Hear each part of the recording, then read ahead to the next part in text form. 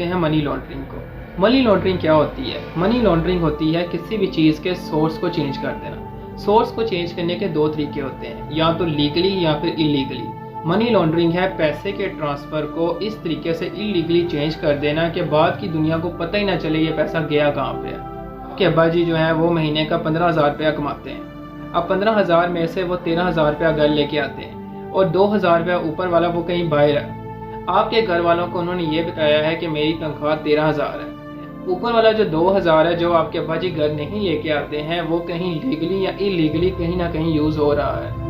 अब इसके बारे में आपके अकाउंट्स और आपकी लीगल ट्रांजैक्शंस में कुछ भी नहीं आ चुका है और ना ही उसका आपको टैक्स चार्ज करना पड़ेगा।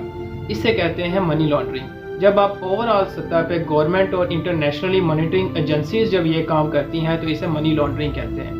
मनी लॉन्ड्रिंग के 3 स्टेप होते हैं। पहला होता है प्लेसमेंट, दूसरा होता है ट्रांसमिशन और तीसरा इंटीग्रेशन।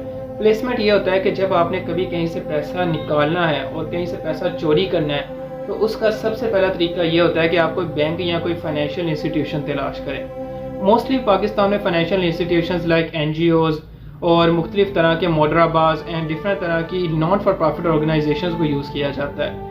कभी कभार स्टेट बैंक्स और बड़े बड़े बैंक्स भी इस काम में इंक्लूड होते हैं, लेकिन ज़्यादातर इन ऑर्गेनाइजेशंस को यूज़ किया जाता है प्लेसमेंट के लिए। जब पैसा इनमें प्लेस कर लिया जाता है उसके बाद फिर अगला स्टेप शुरू होता है ट्रांसमिशन। ट्रांसमिशन ये होता है कि आप उस पैसे को आगे किस तरह से वर्ल्ड ओवर ट्रांसफ़र करेंगे। मिसाल के तौर पर आप किसी को लोन दे दें और वो लोन जो है वो आगे जाके कहीं और कैश बेसिस पे ट्रांजैक्शन लगा दे, और मिसाल के तौर पर अगर आप कैश बेसिस ऑफ ट्रांजैक्शन पर नहीं भी लगाते हैं, आप किसी बंदे को वैसे ही बैठ के इंटरेस्ट पे भी प्रॉफिट भी दे रहे हैं, लेकिन उस इलीगल ट्रांजैक्शंस के साथ वो मनी लॉन्ड्रिंग में कंसिडर हो जाएगा और पैसा इस तरह पाकिस्तान से या इंडिया से बाहर के मुल्कों में ट्रांसफ़र होता है। इसी तरह पैसा बाहर के मुल्कों में जब जाएगा और वहाँ की बैंक्स के दरमियान घूमता फिरता रहेगा, उसके बाद इस पैसे की पूरी ट्रांजिशंस रहेगी और इसके अकाउंट्स की हेरा फेरी होती रहेगी। और जब ये सब कुछ ख़त्म हो जाएगा उसके बाद तीसरा स्टेप शुरू होता है इंटीग्रेशन। आप उस पैसे से कोई रियल स्टेट या कोई ऐसी जगह पे फैक्ट्री या बड़ी सी मिल लगा लें ताकि उस पैसे का पता ही ना चले कि वो कहाँ से यूज़ हुआ और कहाँ इस्तेमाल हुआ। इस तरीके से 3 स्टेप्स के ज़रिए मनी लॉन्ड्रिंग होती है। आप बाहर के मुल्कों में फैक्ट्रीज़ लगा लें या बाहर का पैसा यहाँ मंगवा के यहाँ फैक्ट्रीज़ लगा लें, जो कुछ भी आप करना चाहें, लेकिन इसके 3 स्टेप से ज़्यादा इसमें ज़्यादा इंक्लूशन नहीं हो पाती। अब स्टेप ये है कि अगर हम लोग बाहर का पैसा यहाँ लेके आते हैं और यहाँ आके इसको यूज़ भी करते हैं, तो अगर इसकी इलीगल ट्रांजैक्शंस हो चुकी होती हैं तो ये मनी लॉन्ड्रिंग कंसिडर होती है। अच्छा, मनी लॉन्ड्रिंग में 2 चीज़ें होती हैं। पहली चीज़ होती है टैक्स इवेशन और दूसरी चीज़ होती है अकाउंटेबिलिटी इवेशन। 2 तरीके से मनी लॉन्ड्रिंग आज तक पॉसिबल हुई है। पहला तरीका है टैक्स इवेशन। टैक्स इवेशन ये होता है कि मिसाल के तौर पर आपको 10,000 रुपया टैक्स लगा है और आप 10,000 का टैक्स इस साल नहीं देते हैं, तो गवर्नमेंट आपके ऊपर अपील लगा देगी कि आप अगला टैक्स क्यूमुलेटिव तरीके से अब हमें देंगे।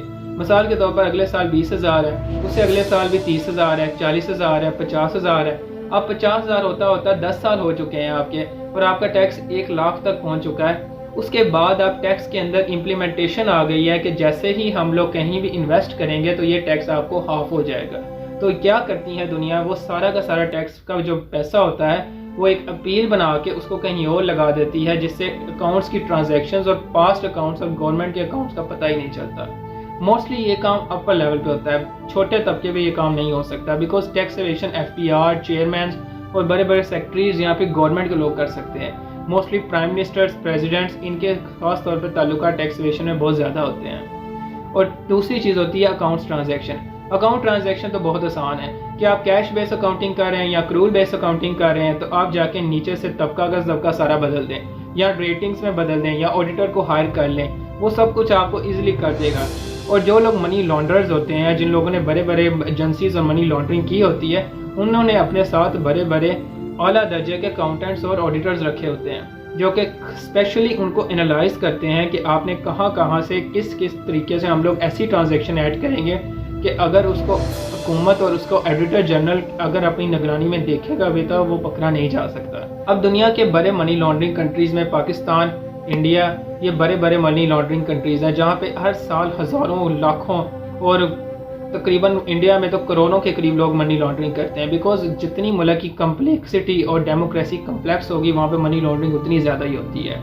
पहले ज़मानों में मनी लॉन्ड्रिंग जो है वो सिर्फ और सिर्फ ऑर्गेनाइज्ड क्राइम्स और ऑर्गेनाइज्ड ऑर्गेनाइजेशंस ही करती थी, लेकिन आज तक गवर्नमेंट और गवर्नमेंट की कुछ नॉट फॉर प्रॉफिट ऑर्गेनाइजेशन अपने ही पैसे में से मनी लॉन्ड्रिंग कर रही हैं, जो कि इनडायरेक्टली हमारी गवर्नमेंट को नुकसान हो रहा है, लेकिन इसका अफेक्ट जो है वो अगली गवर्नमेंट चेंज आके उस अफेक्ट को पीछे से ख़त्म कर देती है।